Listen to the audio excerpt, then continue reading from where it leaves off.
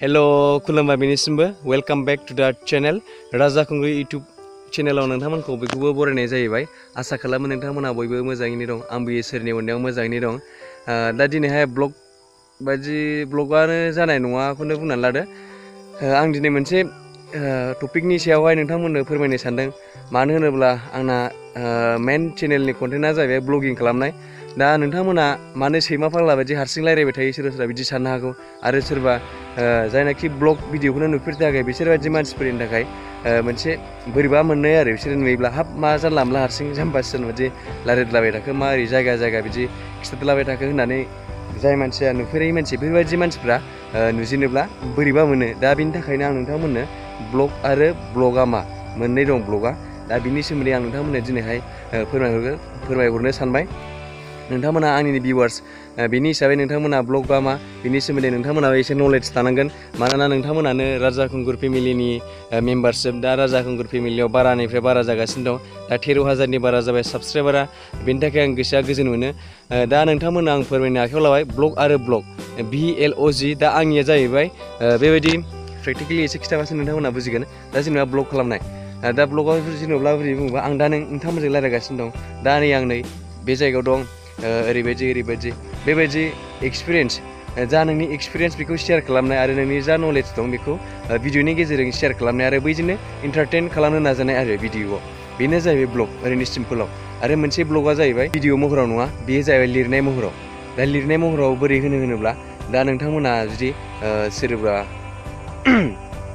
बै फेसबुकफ्राव शेयार खालामनाय नुयोना निउस चेनेलनि मानिबा निउस आरो जायनाखि ब्लग खालामो टाइप खालामनानै वेबसाइटआव आपल'ड खालामो दा बेफोरबायदिखौ नोङो फरायो दा बेफोरबायदिखौनो जाहैबाय जायनाखि लिरनानै टाइप खालामनानै आपल'ड खालामो बे जाहैबाय बेबो ब्लग बेयो ब्लगा जाहैबाय BLOG बेखौ ब्लग होनो दा बेयो ओमफ्राय आंनि जोंनि जा ब्लग खालामो दा बेबायदि माबानाया खिथानाया बेयो जाहैबाय ब्लग BLOG दा जोंनि भिडिअनि महरखौ जोंनिखौ ब्लग होनो दा सिम्पोलाव आं नोंथां दा सिम्पोल लेंगुवेज आं नोंथांमोनखौ बेखौनो बुंनो सानो जायनाखि ब्लग BLOG बेयो जाहैबाय ओरैबायदि बेयो जाहैबाय स्ट'रि दा जेनेबा सल'फोरखौ फरायोब्ला माबायदि फिलिंस फैयो दा सल' फरायोबा नोंथांमोना फरायनानै सोरबा अनेक फिलिंस फैयो दा सल'निफ्राय आरो नों मुभि नायोबा आलादा फिलिंस फैयो दा जेनेबा सल'आव नों ओरै लिरगोन दा जेनेबा बोथोरा बेलासि सम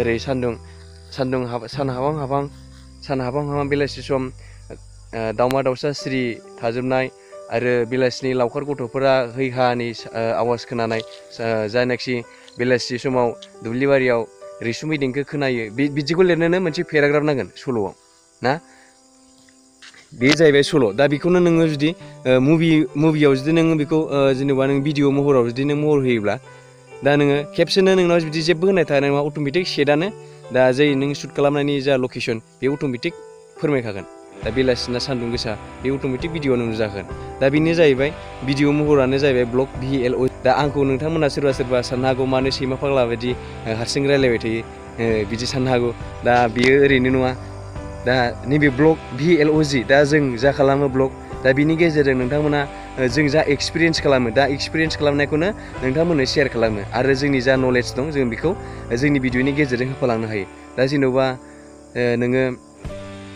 जेनेबा नों जुदि नैबे गस्लाखौ बायनो नागिरदों दा नों बै गस्ला बायग्रानि सायाव बेबायदि गस्लाफ्रा माबायदि आरो नों जुदि सोरबा गारि बायनो नागिरदों बेबायदि गारिया माबायदि सोरबा सालायग्रा बायखानायनाव नों सोंनो नागिरो बिदि नङा होमबा दा बेबायदिनो नों जेनेबा अबेबा जायगायाव थाङोबा मा नुयो बे जायगायाव आरो ओरै थांनायाव माबायदि खस्थ' जालाङो फैसाफ्रा बेसेबां खारो दा बेफोरबायदि भिडिअखौ नोङो आंनाव एक्सपिरियेन्स आं जा एक्सपिरियेन्स खालामदों बेखौ नों लाइभ नुजोबगोन बेनो बेयाव नोंहा मोनसे नलेज इमप्रुभमेन्ट मोननो हायो दा नोङो जुदि अलरेडि आंजों भिडिअ नायफाबाय थायोबा नों अलरेडि एक्सपिरियेन्स मोनफालांगोन आरो नलेज जा जों नलेज दं बेखौ जों जा शेयार खालामफायो बेखौ नों अलरेडि मिथिखागोन दा जेनेबा नों दिल्लीयाव थांसै दा नों गुवाहाटियाव थांसै जेनेबा अबेबा सिक्किमफ्राव थांसै दा नों जेनेबा हटेलफोरखौ बोरै बुक खालामो आरो नोङो अला उबेरफोरखौ बोरै बुक खालामो दा बेफोरखौ नोंथाङा जुदि गामि सिंथाराव थायोबाथ' जेबो मिथिखानाय नङानो दा बेफोरबायदि बुस्थुखौ नों अट'मेटिक बे भिडिअनि गेजेरजोंनो नों नुफालांबाय थागोन बेनो जाहैबाय जोंनि जा एक्सपिरियेन्स दं दा बेफोरखौ नोंथांमोना अलरेडि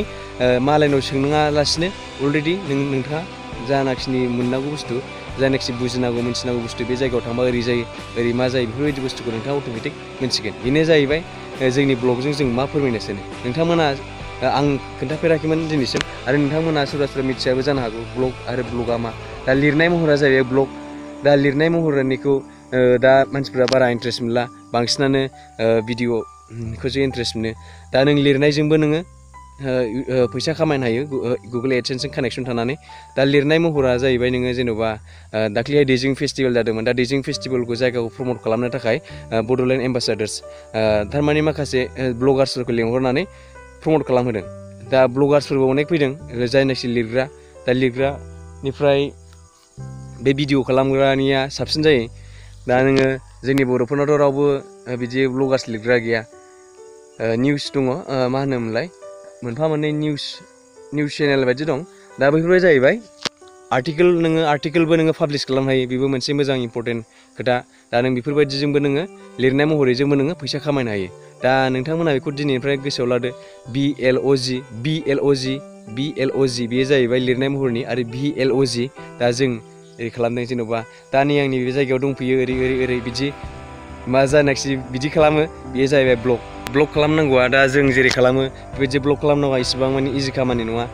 जाय नोंखि बेबायदि खालामफेरदों आरो खालामनो नाजादों नोंथांमोना बे खालामनायनि सिगां माखासे टेलेन्ट थानांगोन, माखासे लाजिनायफोरखौ गारजोबनांगोन, नङाबा नैबे ब्लगिंजों साक्सेसफुल जानो हाया। लिरनायावथ' नोङो जेबो खालामनाङा। दाना जोंना मोखाङाव देखायजोबनांगौ जायो। लाइफ स्टाइल ब्लग आरो ब्लग। दा आंनि चेनेला जाहैबाय लाइफ स्टाइल ब्लग आरो ट्रेभेल ब्लग। लाइफ स्टाइला मानसिनि लाइफआव मा जायो, मानसिनि लाइफआव गासिबो सोलिजोबो। नोंथांमोननि लाइफआव जेरै सोलियो आंनि लाइफआवबो बिदिनो जायो। दा बेफोरबायदि बुस्थुखौ जानाखि जायो बे बुस्थुखौ थारमाने मोनसे स्ट'रि सिस्टेमाव बे स्ट'रिखौनो जेनेबा 10 मिनिट 8 मिनिटनि भिडिअ'नि गेजेरजों दिनै मा खालामदों बेखौनो नों खेबसेनो ज' फोरमायनाय ब्लग बिदि जायो। दा जेन'बा आङो जेन'बा गाबोन माबायाव थांगोन भुटानाव थांगोन। दा फुङाव आङो सिखारबाय ओरै खयथायाव ओरै माबाबाय बिदिखौ जेन'बा नोङो लिरनाय महराव लिरबाय बिराद गोलाव जायो ना। दा लिरनाय महरजोंबो नोङो खालामनो हायो। लिरनाय महरनिखौ दहाय खिन्थाखांबाय मा होनो। आरो दा जोंनिया भिडिअ महर। दा बे भिडिअ महराव जेन'बा सिखारबाय खेबसेनो साहा लोंबाय मालाबाय ओरै गारि गाखोबाय बेफोरबायदिखौ नोङो दा बे भिडिअनि गेजेरजों गासिबो डिटेल्स नुजोबो। खालि बेल' स्ट'रिखौ फरायबा नों माबायदि फिलिंस मोनो आरो मुभिखौ नायबा माबायदि फिलिंस मोनो। दा बेनो मोननै डिफारेन्सआ। मोनसेया जाहैबाय स्ट'रि, दा जोंनिया जाहैबाय मुभि बायदि बेनो। दा बाहाय नोङो लाइफ स्टाइल ब्लगाव नोङो जानाय लोंनायनिफ्राय लानानै रागा जोंनाय मिनिनाय गासिबो बाहाय थाजोबो। दा नोंथांमोनखौ बर जाजानो गिनानै रागा जोंनायफोरखौ जों केमेरायाव होफाया। भिडिअनि गेजेरजों नोंथाङा माखासे एडभान्स माखासे बाथ्राफोरखौ नोंथाङा मिथिनो हायो आरो थांफेरै जायगाफोराव माबायदि एक्सपिरियेन्स जाहैयो बेफोरनि सोमोन्दै नोंथाङा अलरेडि नोङो एक्सपिरियेन्स जाफानो हायो। दा बेनो मेन खोथाया। दा बेनो नोंथांमोननि थाखाय प्रफिट। अके आरो मा बुंबावनो। दा जेन'ब्ला नैबे दखानाव नैबे रेस्टुरेन्टाव माबायदि मोनजायो, बेबायदि गोथाव मोनजायो ना, गोखा मोनजायो ना, गोदै मोनजायो ना, बे रेस्टुरेन्टआ 2 नाम्बार। दा बेफोरबायदि बुस्थुखौ नोंथाङा जों जा खालामो जोंनिया गासिबो लाइभ जायो। आरो नोंथांमोना सोरबा गोबाङानो मिथिया जानो हागौ जोंनि ब्लग खालामनाया VLOG जा लाइभ बे गासिबो लाइभ जाजोबो। बेयो स्क्रिप्टेड जाया। नोङो स्क्रिप्टेड खालामनानै ओरै बुंनांगौ मोनांगौ बिदि जेबो स्क्रिप्टेड जाया। गासिबो लाइभ जाजोबो। नों जेरै दं बिदिनो जेबो माबा इडिट जाया। बेनो। दा आसा खालामो नोंथांमोना दिनै ब्लगनि सोमोन्दै एसेबाबो मिथिबाय। नोंथाङा जुदि भिडिअखौ मोजां मोनदोंबा अननानै लाइक खालामदो आरो साबस्क्राइब खालामखानायबा जेबो खालामनाङा, लाइक होनानैल' थांदो। आरो जुदि नोंथाङा आंनि चेनेलाव दिनैसो फार्स्ट टाइम फैदोंब्ला चेनेलखौ साबस्क्राइब खालामदो, लाइक होदो आरो शेयार खालामनो गोसोबा शेयार खालामदो। गोजोन्थों बयनिसिमबो। नेक्स्ट भिडिअआव लोगो मोनफिनगोन।